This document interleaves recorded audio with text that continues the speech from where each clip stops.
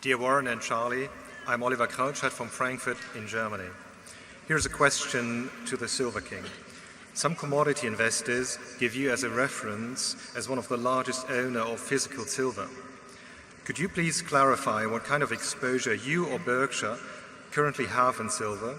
And further, could you please help us to understand how you determine the value of a non-interest bearing precious metal?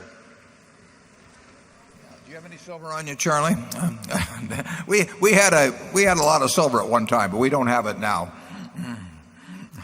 The original decision, my decision, was that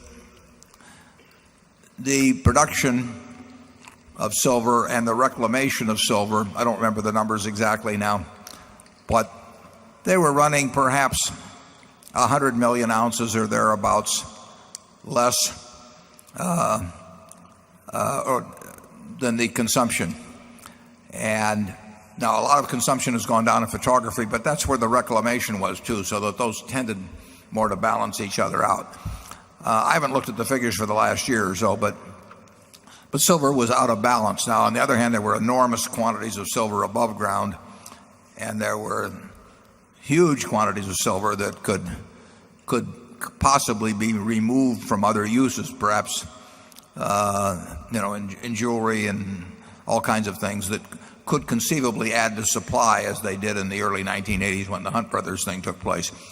But overall, silver was being produced and reclaimed at a lesser rate than it was being consumed.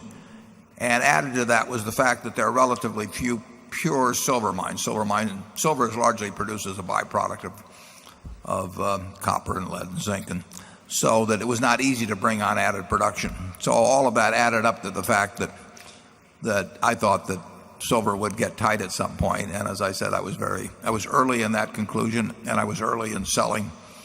So we have no silver now, and we did not make much money on it. And you're right that it doesn't earn anything.